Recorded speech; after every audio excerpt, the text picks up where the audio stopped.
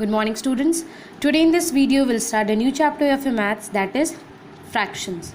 पहले हम जानेंगे कि फ्रैक्शन होता क्या है. A fraction is a part of a whole. किसी भी पूरे चीज़ का कुछ पार्ट को हम क्या बोलते हैं? फ्रैक्शन बोलते हैं. पार्ट ऑफ अ होल मतलब किसी भी पूरे चीज़ का कुछ पार्ट को हम फ्रैक्शन बोलते हैं. Let's see the example. Suppose I have taken here a pizza और उस पिज़्ज़ा को मैंने 4 इक्वल डिविजन्स किए. ठीक है, जब भी डिवाइड होगा कोई भी चीज़ तो फ्रैक्शन में तो इक्वल डिवीज़न होगा. ठीक है, कोई बड़ा या छोटा नहीं, सब इक्वली डिवाइड होगा. तो I divided in 4 equal parts and I said my mother to give me only 1 part of it. ठीक है, सिर्फ एक पार्ट चाहिए मुझे. तो इसको हम फ्रैक्शन में कैसे लिखेंगे? 1/4. टोटल पार्ट्स कितने थे? 1 2 3 4. तो जो टोटल पार्ट्स होता है तो उसे हम नीचे लिखते हैं. ठीक है, नीचे, और ऊपर में जितना पार्ट की हम बात कर रहे होते हैं उसको हम ऊपर लिखते हैं. जैसे यहाँ पे सिर्फ मुझे चाहिए था 1 पार्ट, तो यहाँ पे क्या लिखा? 1/4. ठीक है, ऊपर वाले को हम बोलते हैं न्यूमरेटर. जो ऊपर जो नंबर होता है उसे हम न्यूमरेटर कहते हैं और नीचे वाले को डिनोमिनेटर कहते हैं. ठीक है, ऊपर वाले को, ऊपर जो नंबर होता है उसे हम न्यूमरेटर कहते हैं और नीचे वाले को डिनोमिनेटर कहते हैं. टोटल पार्ट को हम नीचे लिखते हैं और जिस पार्ट की हम बात कर रहे होते हैं उसे हम ऊपर लिखते हैं न्यूमरेटर में. ठीक है, और टोटल पार्ट को डिनोमिनेटर में. Let's see the second example. Suppose there is a cake. ठीक है, and I have divided in 2 equal parts. ठीक है, डिवीज़न होगा, इक्वली पार्ट डिवीज़न होगा. ठीक है, इक्वली डिवाइड होगा. And I want only 1 part. 2 parts का मुझे सिर्फ 1 पार्ट चाहिए. तो इसको कैसे लिखेंगे?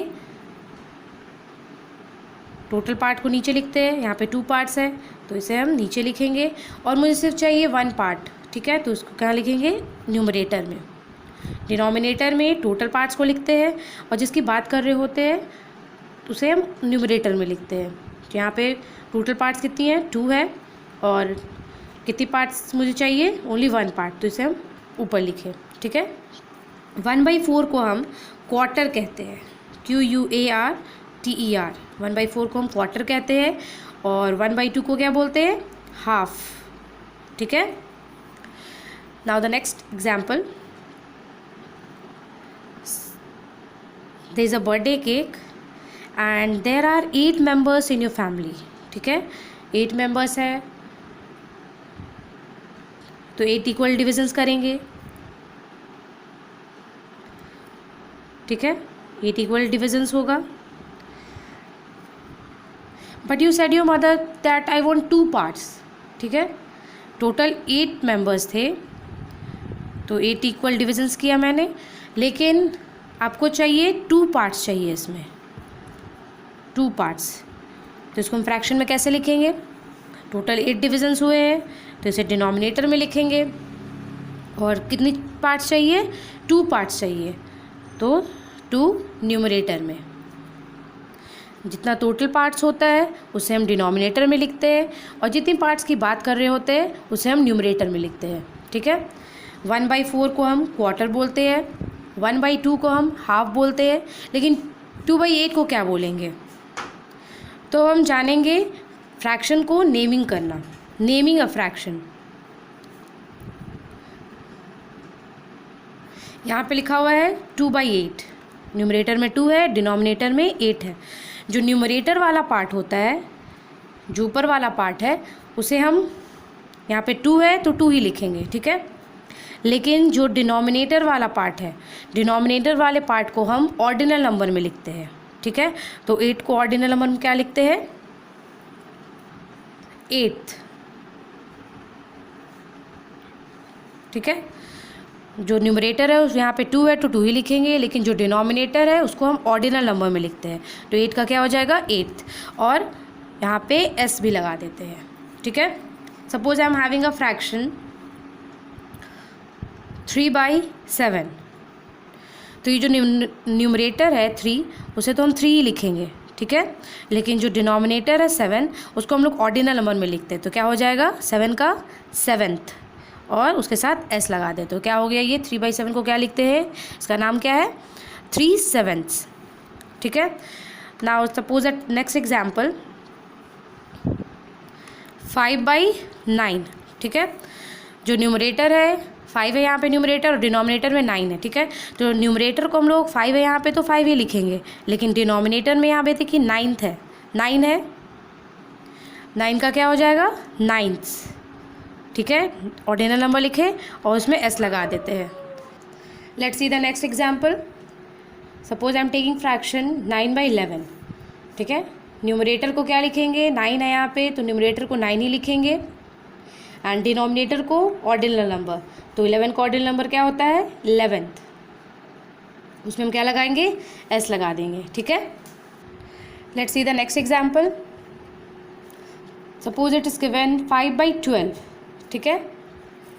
न्यूमरेटर में 5 दिया हुआ है और डिनोमिनेटर में 12 दिया हुआ है, तो और न्यूमरेटर को हम लोग 5 है तो 5 ही लिखेंगे, ठीक है, और डिनोमिनेटर को ऑर्डिनल नंबर में, तो 12 का क्या हो जाएगा 12ths, TWELFTH होता है 12 का, उसमें एस लग जाएगा, ठीक है।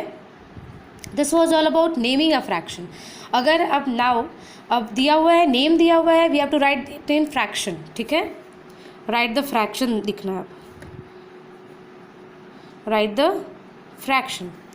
Suppose it is given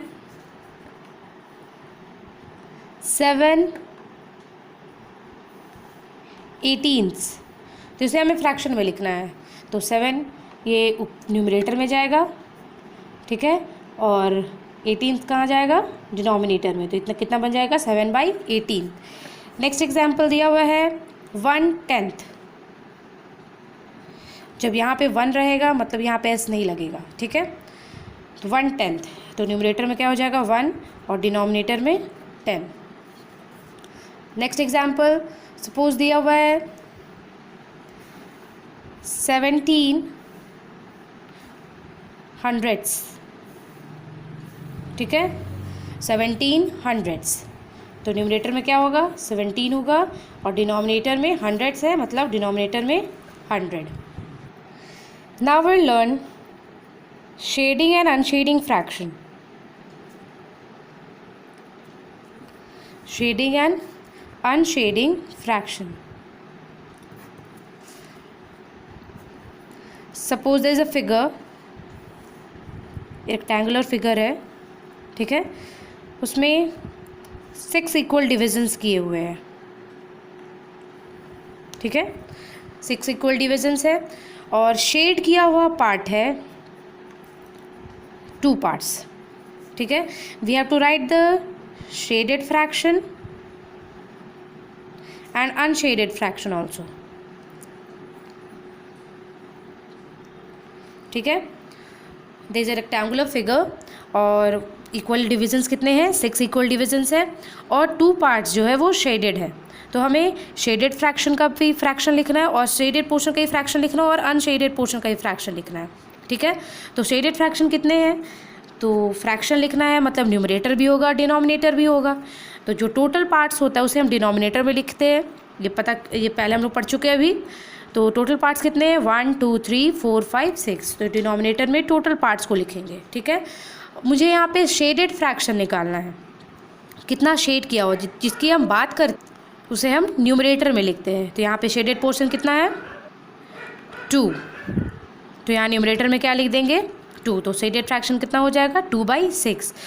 we have to find unshaded fraction also, तो टोटल पार्ट्स को हम लोग डिनोमिनेटर में लिखते हैं, तो टोटल पार्ट्स कितना है 6 है, और अनशेडेड पोर्शन कितना है 1 2 3 4, तो न्यूमरेटर में क्या लिखेंगे 4। Let's see the next example.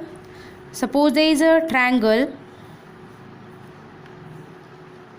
एक ट्रायंगल है और उसे ट्रायंगल नहीं लेते, एक सर्कल लेते हैं, ठीक है, और मैंने इसे 8 इक्वल डिविजन्स में डिवाइड किया है, ठीक है, 8 इक्वल डिविजन्स हुआ है, और उसका जो शेडेड पोर्शन है वो है 3 पार्ट्स को शेड किया है।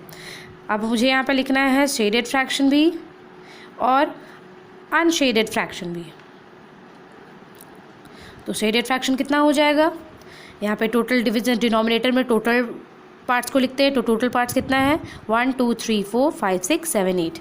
तो डिनोमिनेटर में क्या हो जाएगा 8 और शेडेड कितना है 1 2 3 तो न्यूमरेटर में क्या हो जाएगा 3। This was shaded fraction. Shaded fraction कितना आया 3/8। Now is unshielded fraction. तो डिनोमिनेटर में यहाँ पे 8 इक्वल डिविजन्स है तो यहाँ पे 8 लिखेंगे। अगर टोटल पार्ट्स में 3 जो है वो शेडेड है तो अनशेडेड कितना हो जाएगा, टोटल पार्ट्स 8 है जिसमें 3 शेडेड है तो अनशेडेड कितना हो जाएगा 5/8। ठीक है, this was all about shaded and unshading, shading and unshading fraction. ये था राइट द फ्रैक्शन। अगर फ्रैक्शन का नाम दिया हुआ है उसे हम फ्रैक्शन में लिखना है तो कैसे लिखते हैं 7/18 था तो न्यूमरेटर में 7 जाएगा और जो ऑर्डिनल नंबर होता है वो डिनोमिनेटर में जाएगा। ठीक है, फिर हम लोग जाने नेमिंग अ फ्रैक्शन भी, किसी फ्रैक्शन को नेम कैसे करते हैं। I hope students you have understood this parts of fraction. That's all for today, thank you.